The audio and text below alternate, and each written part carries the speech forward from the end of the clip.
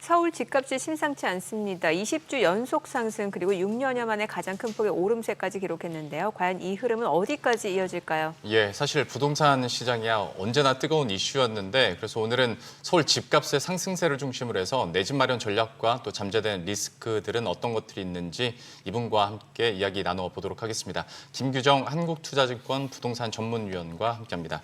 어서 오십시오. 어서 네, 안녕하세요. 안녕하세요. 앞에서 오프닝 멘트로 해줬지만 서울 아파트값 상승세가 20주 연속이다. 서울은 6년 9개월 만에 서울 집값이 가장 많이 뛰었더라. 근데 희한하게 대선 이후에 이런 뉴스를 더 많이 접하게 되는 것 같기도 하고 지금 실제 부동산 상황이 좀 어떤지. 네, 말씀하신 것처럼 6월 2주, 3주 넘어오면서 주간 단위 상승폭이 점점 커지고 있는 상황입니다. 예. 저희가 공식적으로 많이 보는 한국부동산원 통계 기준으로 보면 6월 셋째 주에 서울이 전주 대비 0.36% 오른 것으로 나타나거든요. 예. 계속해서 상승폭이 좀 확대되고 있는 상황이고 그리고 1분기에는 아무래도 강남권의 좀 고가 아파트 중심으로 상승세가 이제 좀 집중이 되고 상대적으로 그 외 지역들은 좀 잠잠한 모습이었는데 강남권이 상반기 누적으로 좀 가격이 많이 들썩이다 보니까 소위 마용성, 마포, 용산, 성동처럼 그 다음에 이제 좀 주목을 받는 부도심 지역들 아파트라던가 강동이나 동작, 영등포처럼 한강 주변에서 그래도 신축 아파트를 좀 구하실 수 있는 곳들에서는 거래도 늘고 가격도 오르고 있는 상황입니다. 그리고 노원이라던가 이렇게 좀 한강 이북 지역에서도 상대적으로 그동안은 가격이 좀 정체돼 있는 듯 보였는데 강남이 오른다고 하니까 이 지역에서도 문의도 좀 늘고 가격이 이전에 거래 신고됐던 실거래가보다는 동평형에서 좀 오른 거래로 신고되는 빈도가 늘어나고 있다고 하니까 아무래도 이후에 가격이 좀 더 오를까 걱정하시는 그런 불안 심리도 조금은 확대될 우려가 커진 것으로 보이고요. 실제 가격 오름세도 강남권에서 시작해서 점점 주변 지역으로 퍼져나가고 있는 것으로 분석이 됩니다. 네, 사실 지금 이제 이재명 정부 들어서 부동산 정책 구체적으로 나온 건 없습니다만 분명 지금 부동산 시장이 들썩이고 있다라는 거는 뭔가 좀 정책에 대한 기대감도 있는 것 같은데 어떤 부분이 좀 반영됐다라고 볼 수 있을까요? 네, 일단 정책 부분에서는 아무래도 투자 검토하시는 분들이 말씀하시기로는 추가적으로 세금 규제를 더 하지는 않는다고 하더라 이런 말씀들을 좀 하시기는 하는데 네.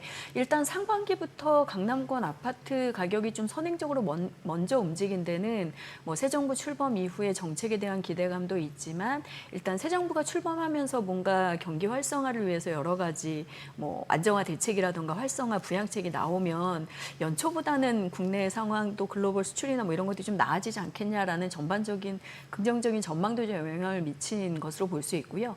직접적으로는 지금 추경 규모도 발표가 됐습니다만 확대 재정이 되면서 아무래도 시중에 자금들이 좀 더 많이 흐르게 되면 국내 최근의 여건상은 아파트나 내 집 마련 투자 이런 것으로 자금이 더 흘러 들어가지 않겠냐. 그러면 과거에 이제 새 정부 출범 초기에 몇 차례 이제 상승을 보셨던 것처럼 오를 거다라는 예측들이 좀 있었다고 보여집니다. 그리고 서울은 이미 1분기에 토어제 같은 이슈를 겪으면서 이미 고가 시장의 투자 수요나 자금이 대기 중이라던 것이 좀 보여지기도 했고 주담대 금리 하단이 조금 내려가거나 이러면 대출을 이용해서 주택 투자를 하시려는 30대 수요자들 진입까지 계속해서 나타나고 있는 상황으로 보여집니다. 그래서 정책만은 아니고 전반적으로 이렇게 좀 추가 상승 부담감을 느끼게 하는 불안 심리를 자극하는 요소들이 상반기에 서울시장에서는 좀 복합적으로 움직인 것이 아닌가 싶습니다. 그러니까 과거 경험도 어느 정도 반영이 될 테고 맞아요. 심리적인 기대감 그리고 여기에 더 불안감도 있을 텐데 어떤 제도적인 측면에서 봤을 때 규제 봤을 때 7월부터 3단계 스트레스 DSR도 규제가 시작이 되잖아요. 그러면 이거 규제 있기 전에 어서 좀 할까라는 것도 영향이 있을까요? 그리고 이 규제가 시행되면 또 부동산 시장은 어떻게 바뀔까요? 네, 실제로 주담대 대출 잔액이 지금 4월, 5월 계속해서 급격하게 좀 늘어나고 있는 것으로 집계가 되잖아요. 시중 5대 은행 통계로 봤을 때는 주담대 신규 대출만 5월 기준에는 4.2조가 늘었거든요. 예. 그래서 사실 1분기부터 서울 중심으로 거래량이 늘어난 것이 실제로 계속해서 이제 계약 잔금 치르시면서 주담대 잔고로 집결이 되고 있는 것으로 보이는데 여기서 보여지듯이 실제로 이제 좀 거래가 상반기에 많이 늘어난 상황이 상황이고 1분기에는 토어제 이슈 때문에 오히려 좀 촉발됐다는 분석이 있었고요. 지적하신 것처럼 2분기에는 7월 1일부터 스트레스 DSR 3단계 넘어가면서 대출 액수가 더 줄어들까 봐 좀 빨리 대출을 알아보고 움직이려는 수요자들이 있었다라는 게 이제 은행권 창구 중심의 목소리가 나오기도 했고 실제로 그런 분석들이 좀 설득력을 얻고 있습니다. 그래서 실제로 그 부분들이 최근에 이제 거래에 영향을 미쳐서 어떻게 보면 2분기까지 그런 규제를 좀 피하고자 하는 선행적인 움직임들이 좀 더 폭발적으로 모였다라는 분석들이 있고 그렇다면 7월 1일에 스트레스 DSR 3단계가 본격적으로 시행되면 그런 거래 움직임은 어쨌든 일시적으로 다시 조금 둔화되거나 거래가 감소하는 게 아니냐라는 분석이 있는데요. 실제로 그럴 가능성들이 좀 있어 보입니다. 지난 9월에 스트레스 DSR 2단계 시행됐을 때를 조금 돌아보시면 예. 직전 2분기에 서울이 6월, 7월, 8월 거래량이 7월에는 거의 9천 건 이상 넘어서면서 굉장히 또 가격이 고점을 찍으면서 막 시장이 불안해서 들썩들썩이다가 9월부터는 확실히 DSR 영향으로 거래가 확 줄어들면서 상승세도 좀 주춤하는 양상들이 4분기에 있었거든요. 그래서 아마 이번 7월부터 3분기에도 상반기에 서울 아파트 가격이 워낙 단기간 좀 급격하게 오르면서 과열 양상을 보이기도 했고 해서 규제의 영향으로 일시적인 거래 감소나 가격 상승세가 좀 둔화되는 영향들이 2단계 때와 비슷하게 나타날 가능성이 좀 높다라고 분석을 하고 있습니다. 네. 자, 그리고 부동산 시장하면 항상 나오는 문제가 이제 양극화 얘기예요. 뭐 지금 서울과 비서울 간의 그런 지역 편차가 굉장히 심해지고 있는데 지금 양극화 상황은 어때요? 과거보다 지금 더 심한가요? 어떤가요? 단적으로 이제 앞서 말씀 나눈 것처럼 서울 안에서도 네. 먼저 이렇게 좀 투자 수요나 여유 자금이 쏠리는 고가 시장 그리고 서울 강남권 이런 지역이 먼저 움직이고 상대적으로 일반 좀 중저가 아파트들이 몰려 있는 지역들은 뭐 1분기까지도 거의 회복 움직임이 없다던가 이런 온도차가 서울 안에서도 굉장히 네. 심한 상황이었거든요.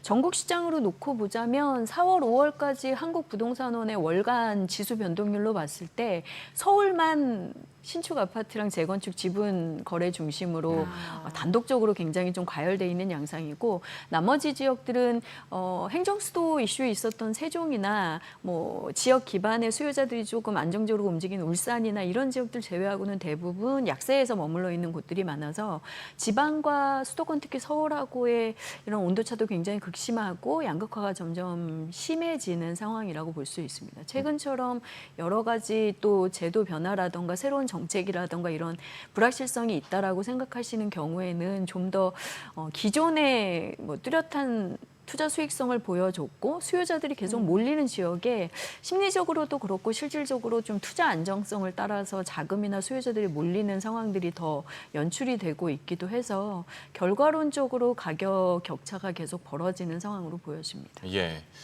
역전세 관련해서도 좀 여쭤보겠습니다. 불안감도 높아지고 특히 서울 외곽 빌라를 중심으로 이런 역전세 사례들이 계속 늘고 있다는 뉴스들도 봤는데 사실 이게 세입자에게도 불안하기도 할 뿐더러 이게 또다시 아파트 매매를 유도하는 하나의 좀 요인이 되지 않을까 싶기도 하고요. 서울의 전세 시장은 지금 어떻게 돌아가고 있습니까? 유형별로 조금 차이는 있는데요. 아파트 같은 경우는 매매 가격이 워낙 서울 쪽에서 다시 오르다 보니까 매매 집값 거래 가격보다는 덜하지만 전세 가격도 꾸준히 오름세기는 합니다. 네. 근데 지적하신 것처럼 오히려 이제 비아파트 유형들이 최근까지도 최근 있었던 전세 사기 이제 후속 대응들이 좀 미진한 부분들이 있다 보니까 여전히 전세 거래를 좀 꺼리시는 수요자분들이 있고 해서 실제로 전세 계약 거래 가격들은 한 2년 전에 실제 거래하셨던 것들보다 좀 낮은 가격으로 형성되는 사례들이 좀 나오고 있는 것으로 분석이 된 것이고요. 예. 여기에는 또 전세 보증보험이 최근에 좀 강화가 되는 바람에 보증 액수가 좀 줄어들면서 어쩔 수 없이 전세 시세가 조금 눌리는 데 영향을 줬다라는 분석들이 있습니다. 그래서 이 빌라나 이런 것들을 좀 임차 운영하고 있는 소유자나 혹은 거래하시는 분들 입장에서는 여러 가지 좀 반응들이 나오고 있는데 다만 실질적으로는 전세에서 역전세 사례가 나온다고 해서 세입자분들이 전세 금액이 그래서 저렴해져서 좀 살기가 좀 편해졌냐 이렇게 보자면 오히려 전세 가격은 통계적으로 좀 떨어지고 있는데 네. 반전세나 월세는 사례적으로도 좀 늘고 가격도 오르면서 체감하고 있는 주거 비용 감액은 그렇게 크지 않다라는 분석들이 동시에 있습니다. 그래서 역전세 같은 불안정한 문제뿐만 아니라 관련된 그런 것들을 지금 계속해서 유발시키는 전세 사기 후속 대응이라든가 이런 것들도 좀 신경을 써야 되는 부분으로 보이고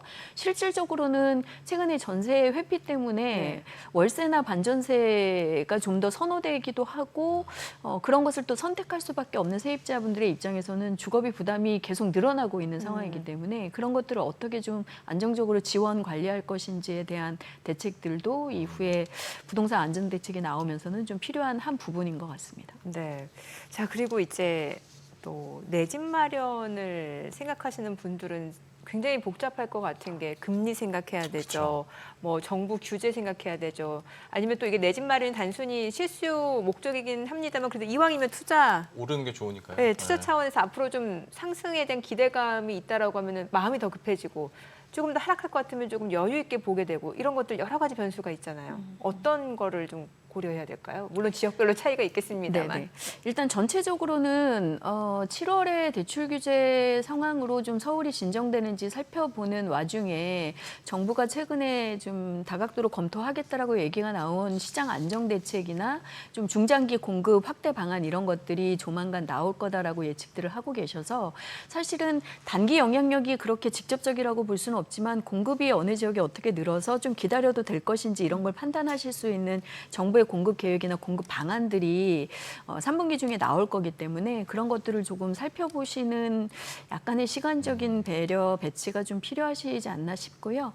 만약에 이제 3분기에 좀 실거주 공간이 필요해서 주택 마련을 생각하신 분들이라면 아까 지적하신 금리 문제뿐만 아니라 대출이 원하는 만큼 지금 받으실 수 있는지 대출 창구가 더 까다로워지기 때문에 그런 것들을 미리 좀 살펴보시고 시기적으로 판단을 해보실 필요가 있겠고 다만 가격적으로는 서울 지역의 아파트 시장을 생각하고 계시다면 지금 6월 현재까지 워낙 매물 호가도 계속 오르고 가격이 가파르게 오르기 때문에 지금보다는 7월에 대출 규제가 강화되면서 조금 가격 상승세가 좀 진정될 가능성은 있는 것 같습니다. 그래서 이 시기를 조금 가늠 저울질을 하시면서 시기를 판단하시면 좋겠고요.